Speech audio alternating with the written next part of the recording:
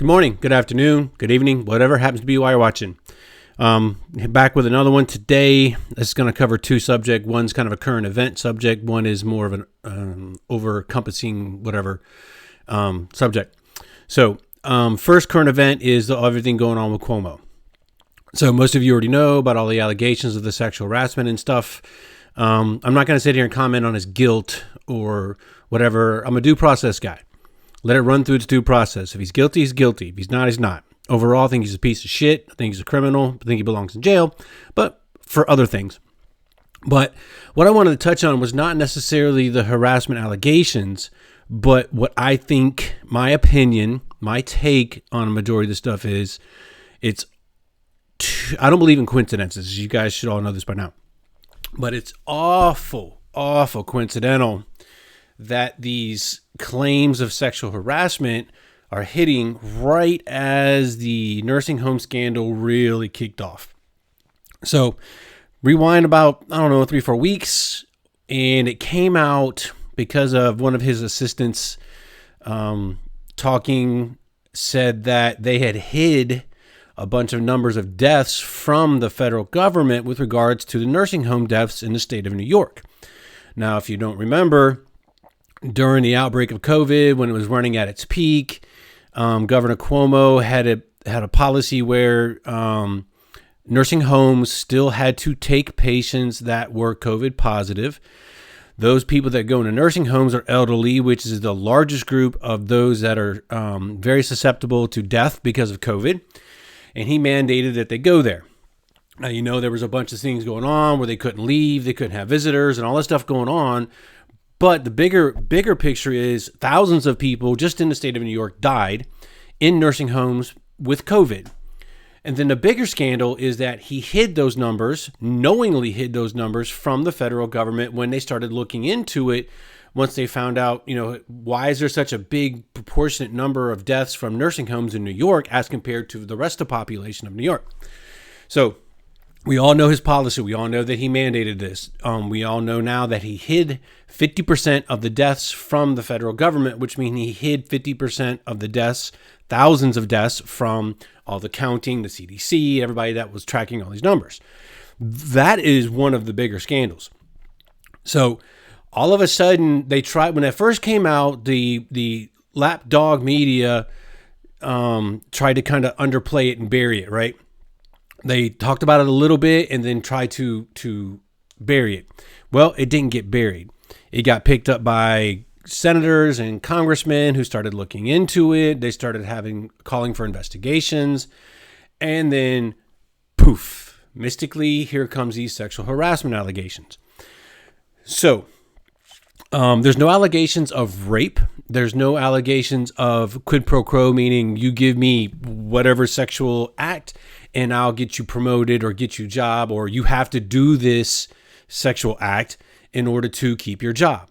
Those are not the allegations. The allegations are basically inappropriate behavior. There's one lady who said he touched her on her face and kissed her. Okay, absolutely not appropriate for any type of workplace whatsoever.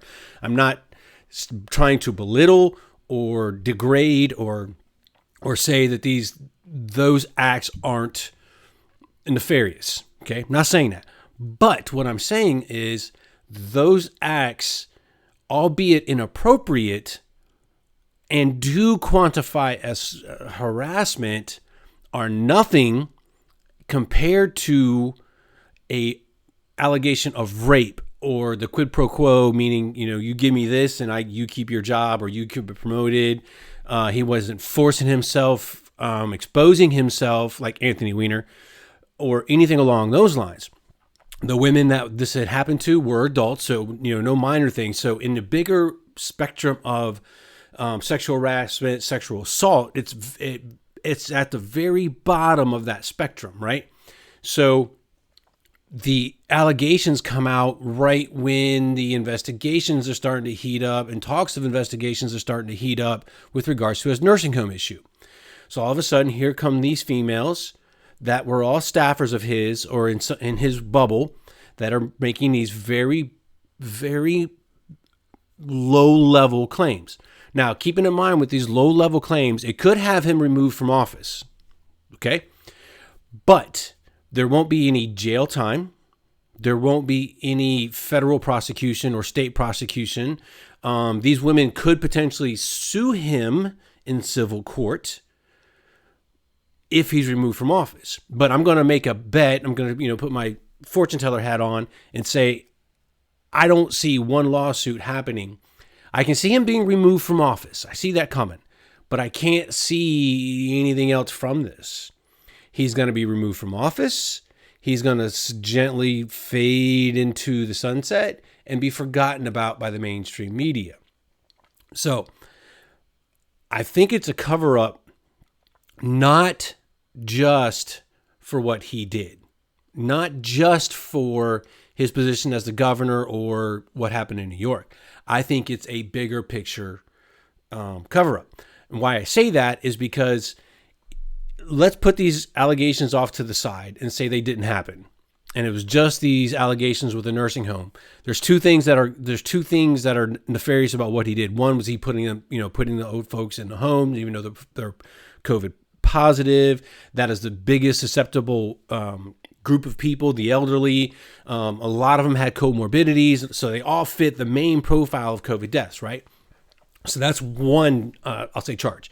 The other one is the cover-up of the number of deaths, or the numbers that he hid from the federal government. So it's two. He's got two strikes against him. So I say this is a bigger cover-up being conducted by Democrats as a whole, because imagine if those investigations were to go through. There's actual prosecutory charges that could be brought against him, meaning he faces federal jail time. Years of jail time, not only because he hid what he hid, but because he did what he did, right? His policies, what he did caused death, okay? There are other governors who did exactly what he did with regards to the nursing homes and who were putting nursing homes, the whole COVID thing. The governor of Michigan, the governor of Minnesota, the governor of Pennsylvania, the governor of New Jersey, the governor of Virginia. And there's more, but I'm going to hit those five. I say those five because every one of them are Democratic governors. Every one of them were hailed for how well they treated and dealt with this whole COVID thing. However, those 5 states, to include New York, so there's 6 if you count New York, had the highest rates of deaths in nursing homes across the country by orders of magnitude compared to other states of this, talking about nursing homes, talking about the age bracket. Those 6 states had more deaths than every other state combined in the United States, talking about that specific bracket of people. So imagine if Cuomo were to be investigated, were to be found guilty of negligence, intentional or homicide or manslaughter, whatever, anything along those lines, and were to have served or, be sentenced to jail, let alone being fired and removed from office. Imagine the roll down effect that would have, because now the precedent is set. Now there's an established that policy type, or that type of policy, that type program is wrong, illegal, etc. Those other governors that are Democratic governors could then be gone after by their own state legislatures, their own, the FBI, their own, whoever the investigatory body and prosecutorial body would have been. So the Democrats are not stupid when it comes to tactics as a whole. Individually, I think they're fucking morons, or I shouldn't say Democrats. I'm more liberals and progressives are the idiots. Democrats, when you think tactically as a group or an organization or political party, are very, very, very, very smart and very, very tactful. They see, in my opinion only, that if the Governor Cuomo nursing home thing would have grown legs and led to investigations, not just a cover-up. The cover-up's only a piece of this, but the policies themselves were found to be wrong and negligent. That would be precedent used then to go after 5 of their star governors, Whitmer being one of the bigger ones. Remember, the press and senators and congressmen and the media were all about how well Cuomo did and how well Whitmer did in Michigan and how the other governors did in their response in fighting COVID. Well, that just blows a whole fucking hole in that thing and makes them all look like idiots, could you could say co-conspirators, kind of, not that they, conspired with those governors to do this, but because of how they portrayed them in the media and talked about them. And it's on record. You're not going to delete these interviews and their comments. It's permanent record now of what they did. Well, now they're going to be tied to that anchor. You follow me? So in my opinion, that's the bigger story that's being covered up. So my predictions are he's going to either be removed or voluntarily leave office because of the sexual harassment stuff, and then he's gone. He'll probably end up on CNN or MSNBC at some point, co-anchor with his brother possibly. But nothing's going to happen. The nursing home shit's going to fade to the background. It's going to go away. It's never going to be talked about again. The other governors are now safe because of Cuomo being the sacrificial lamb, if you will, of the Democratic Party. Think about it. So the other subject I wanted to cover was social media. So we all know what's going on with the censorship and all this other crap, right? So first and foremost, I want to get into something. The Supreme Court has ruled Bradenton versus Ohio, hate speech is not illegal speech. Hate speech is protected by the First Amendment as long as there is no call for violence towards a group of people or, persons specifically or individually, or there's no call for the overthrow of the government. If it's just hate speech, I hate a certain group of people, I hate a certain ideology, I hate a certain religion, that speech is protected by the First Amendment. So now all these big social media tech tyrants, whatever the fuck you want to call them, Twitter and Facebook and YouTube and all them, after the events of 6 January, started pulling everything because of hate speech. Well, no. Twitter has stated in multiple interviews, there's a good one that Joe Rogan did with one of the VPs in Twitter, that they don't, they are an independent company. They're not a government, so they can enact their own rules, which, okay, great. They're a business. They can do that. However, what they are doing is more than just it's a very subtle thing that's happening, and it doesn't necessarily apply to the First Amendment. I disagree with what they're doing. I'm a total proponent of free speech. I'm probably more radical than most people. Say whatever the fuck you want to whoever the fuck you want. It's words. Call for violence. Well, okay, if I call for violence against a certain sect of people, religious, race, whatever it is, right? If I personally were to call for violence against them, but nobody committed an act of violence, I didn't commit an act of violence, what's the harm? Who's the victim? If I call for violence against, the people that believe in the spaghetti god, right, or whatever, and I don't commit an act of violence, nobody else commits an act of violence because I told them so, there is no crime because there is no victim, right? So anyway, that's just my take. So I say all that because what the mainstream media and government have done and the big techs have done all in collusion together is they've targeted a very specific sect of people. Thus, that sect of people are people that we all would consider to be patriots. People that believe in the First Amendment, Second Amendment, they believe in all the Bill of Rights, they believe in freedom of speech, they believe in due process, they believe in Second Amendment rights, etc., right? Where all of a sudden now, think of how that group of people are painted in the media, right? All the right-wing militias, that kind of shit, that all the whole January 6th, even though half the people arrested by the FBI didn't know anybody, didn't belong to any militia, didn't belong to any organization to begin with. There were people that were arrested that had ties and memberships in BLM and Antifa, and there were other Oath Keepers and 3%ers, not taking that away. But however, it wasn't all just right-wing militias that were there that conducted all this violence. And it also leads me to another question, segue, but why isn't Antifa and BLM considered to be a militia? They're organized, they hold meetings, they hold training, they're funded, they have local, regional, national chapters, they have an organizational chain of command, if you will. Their intent is to overthrow the government. Their intent is to overthrow our economic system specifically, but they also want to get their way to burn it all down, right? That is exactly the script the media and government officials are giving to these right-wing, evil, white nationalist militias. They're doing the exact same thing. They're following the exact playbook, but they refuse to call them a militia. And even further, they refuse to call them domestic terrorists, which they are. They won't denounce the violence created by Antifa and BLM specifically. So anyway, I digress. So social media.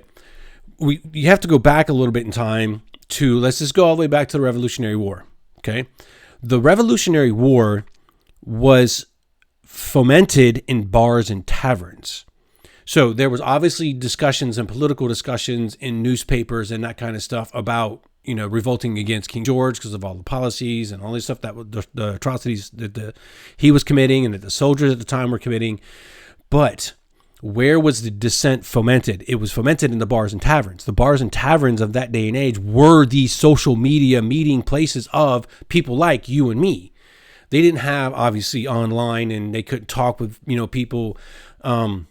A lot of them didn't do mail. They didn't write. Or they couldn't write. They couldn't read and write and that kind of stuff. But what they could do is they could go to a local watering hole, right, bar and tavern, and discuss the thought and ideas of the revolution with other people. And in doing so, people realized there were many other people that thought exactly the same way they did. Think about what you do when you're on social media. Have you ever had one of those, what do you call them? Moments of enlightenment or whatever about a certain subject, or you think a certain way about a certain subject and you're like, am I crazy for thinking this? Am I wrong? Am I misinterpreting? Right. And then you get on social media and you start talking and chatting and posting and reading other people's posts, and you realize I'm not the only one. I'm not the only one who thinks that way. There are thousands, if not millions, of other people that think exactly the same way I do. It can be about any subject. It could be about fucking pottery, crocheting, what's the best fixed blade knife, or what's the best tent for bushcraft, whatever, right? Just pick your poison. But social media is now a place where you can look at and go, oh, there are other people who think exactly like me. So what specifically are they going after, these big tech, government, and media, with regards to who they will not allow on social media, what groups they will not allow on social media, what subjects will they not allow to be talked about on social media? It's because if millions of us realized we all thought exactly the same way, and we all discussed things and realized what was really going on, well, now that will be the fomentation, if you will, of a movement potentially to do something about the bad stuff going on. If tens of millions of people in the U.S., as an example, were able to discuss and talk about all the nefarious stuff that went on with the election, that potentially went on or allegedly went on with the election. This is YouTube, so I can't say certain things. Our message won't get out. But if tens or hundreds of millions of us, whatever, all got together, all felt the same way, all had access to the same information of dead people voting, bad addresses on mail-in ballots, non-creased ballots, alleged machine manipulation with actual vote totals and tabulations, etc. All the poll watchers that were dismissed, right? And we, as a movement, took that forward to our government collectively, we would be unstoppable. We would discover or force things to be discovered that everybody is trying to suppress. They cannot have that. They cannot have a movement of 100 million people regards to nationalism. Nationalism isn't bad. There are parts of nationalists that are bad, but nationalism is not bad. Pride in one nation is not a bad thing at all. It's a good thing. But they don't want that. They don't want us together to see and know what is going on behind the curtain, right? They don't want us to see the man behind the green curtain. They're all in on it. If you look at all the big tech companies with regards to money donated, whether it be by a business, by individuals of that business, or of the CPACs or of the PACs that they support, it's an overwhelming majority of them that donate to Democratic candidates, the DNCs, the Democratic PACs. Some give a little, but that's more of individuals of a company. But collectively as a company, if you look at the big ones like Alphabet, who own Google and YouTube, look at Google, look at YouTube, look at Facebook, look at Twitter, look at who collectively, not just in individual donations, not just in corporate donations to a campaign, but all inclusive to include money given to PACs, money given to organizations that, the whole get out the vote dumbassery shit that the left pulls. Look at how $400 and something million in Texas alone for a left wing organization, the whole get out the vote stuff. So you have big tech that are way left leaning, trying to prevent like-minded people from having a place to discuss what they want to discuss, to expose things that need to be exposed. They're squashed it completely. And any talk of alleged voter fraud in the 2020 election, any talk of, and was it Twitter? I think just came out with, you can't talk on their platform. You can't talk about mass voter fraud in any presidential election to include all the previous ones now, but just the presidential election. Why just the presidential election? Why can't we? So we can talk about potential mass or alleged mass voter fraud when it comes to, let's say, the senatorial race runoff we just had in Georgia in January. So let's talk about that. If they're going to allow it, talk about it. Let's bring this stuff up. But anyway, my overall point is the bars and taverns of the revolutionary time period were the social media gathering places of people to find that they are in agreement with other like-minded people. That's what fermented the common people, not just the obviously the founding fathers and the people that led the revolution, but people like you and me that took part in the revolution. Without us, the revolution never would have happened. You could have these high-level, politicians or whatever, landowners, the important people of the time talking about it, but if we, the people, didn't get behind it, that revolution never would have happened. The same can be said about the Civil War. The Civil War, prior to the Civil War, there was a lot more newspaper media of the day, but still, the thought of the support for the whole Civil War thing on both sides, mind you, the southern side and the northern side, it was fermented in bars and taverns because individual everyday people like you and me got together and realized that they think the same as other people, felt the same as other people. They see the same grievances that these other people felt. Well, today, our social media is the bars and taverns of yore, right? Well, we can't talk about this stuff on social media or we get banned. We get blacklisted. We get spend time in whatever purgatory of whatever social media platform, right? So anyway, I say all that because the nefarious they don't want like-minded people to get together and find more like-minded people that find more like-minded people that start digging into and say crowdsourcing and finding information that they don't want found. That's the problem with social media. Just my thoughts for the day. Thanks for listening. Have a wonderful day.